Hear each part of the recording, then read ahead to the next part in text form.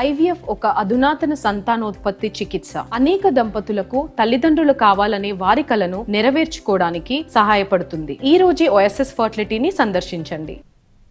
Right details చూద్దాం. కాళేశ్వరం నుంచి నీటిని పంపింగ్ చేసేందుకు కాంగ్రెస్ సర్కార్ కి అహం అడ్డొస్తోందన్న కేటీఆర్ వ్యాఖ్యలకు మంత్రి ఉత్తమ్ ఘాటుగా కౌంటర్ ఇచ్చారు.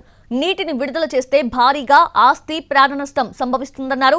అందుకే నిపుణుల సలహాల ప్రకారం ముందుకెళ్తామన్నారు ఉత్తమ్.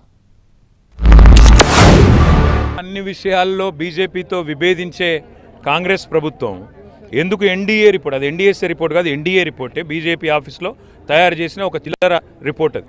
ఆ రిపోర్ట్ను మాత్రం షికండిలాగా అడ్డం పెట్టుకొని 3 బ్యారేజీలు ఇప్పుడు నేను మీకు ఒకటి చెప్పేది 10 లక్షల క్యూసెక్లు కిందికి పోతున్నాయి. పంపింగ్ స్టార్ట్ చేయడానికి కావాల్సింది 40,000 మాత్రమే. 40,000 అంటే 0.4%. ఆ 0.4% నీళ్లను ఒక చిన్న పిల్లకాలు అలాగా మళ్లించవచ్చు. ఇది ఉత్తమ్ కుమార్ రెడ్డి గారికి తెలియకపోతే మేము national dam safety authority advice మేరకే పోతున్నాము. వాళ్ళు చెప్పే విధంగా చేస్తే మరి వాళ్ళకి బ్యారేజీలు కొట్టుకుపోయి కింద ఇంకా నష్టం జరగాలందో ఏముందో గాని, అదే మేడిగడ్డ బ్యారేజీలో వాళ్ళు చెప్పినట్టు ఫుల్ స్టోరేజ్ పెట్టి పంపింగ్ చేస్తే బ్యారేజ్ ప్రమాదవశాత్తు ఏమైనా జరిగితే కింద ఆస్తి నష్టం, ప్రాణ నష్టం, అదేవిధంగా పూర్తయిన సమ్మక్క సారక బ్యారేజ్ కొట్టుకపోతుంది, సీతారాం సాగర్ ప్రాజెక్టు డ్యామేజ్ అవుతుంది,